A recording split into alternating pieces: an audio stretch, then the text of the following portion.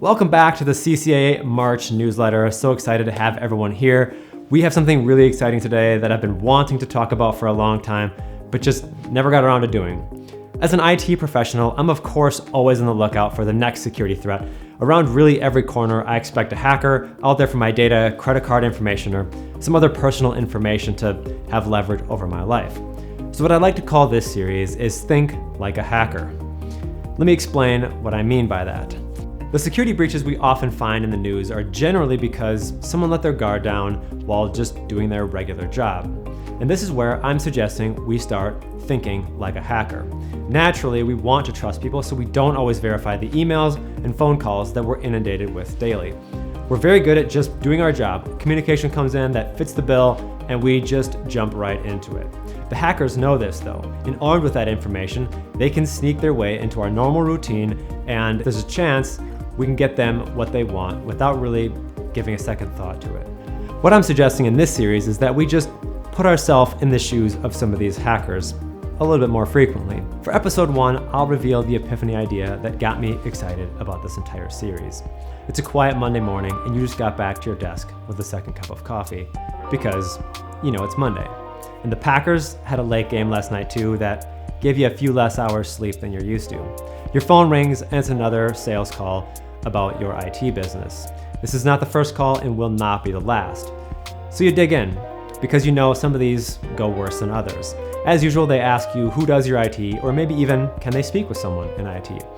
As per the usual, you tell them you're in love with your IT provider, but they're an outside firm and you really can't transfer the call.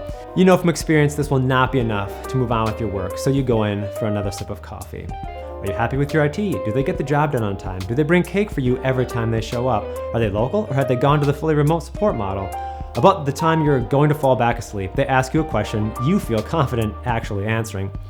Mind if I ask the name of your service provider? Just for our records. You know from experience this is the last question they're going to ask, so you sit up quickly, spew out the name of your service provider, and maybe even a contact name. The long Midwestern goodbye commences. Bye, yeah, thanks, it was nice talking to you. Okay, later, yeah, of course, yep, see ya, okay, bye. And excitedly, you get back into that hot cup of coffee, which is now more tepid than you generally prefer. This story happens thousands of times a day, and really no malicious intent is ever at play. When I put on my Think Like a Hacker hat though, I imagine a much more devious scenario. Imagine with me the caller on the other end is a hacker and not a good-intentioned competitor. Now it's public knowledge which company you work with, and maybe even the main point of contact there. They head immediately to LinkedIn for some good old-fashioned research. Within a few minutes, they ought to have a pretty close to a full staff roster and even a list of the newest team members at your service provider. It's just a matter of time now before someone at your office lets them on a computer or gives them some corporate or personal info they really shouldn't have.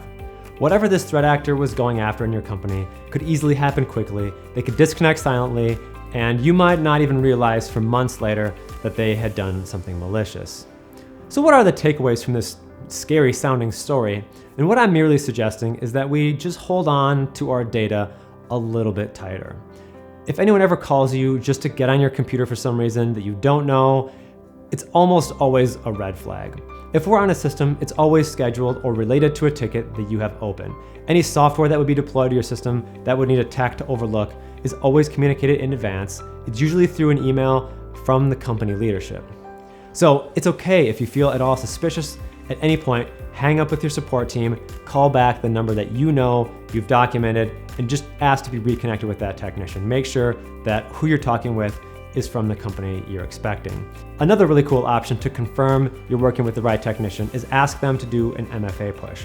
They can go into your MFA provider and send a push to your device, proving that they are who they say they are. So no matter which ones of these you deploy, whether one of them or all of them, all I'm suggesting is think like a hacker, knowing that they're out there every day trying to get your information. When it comes down to it, it's really not that scary at all. It just takes a little bit of extra effort, making sure that the people on the phone or the people that are on your computer are really who they say they are.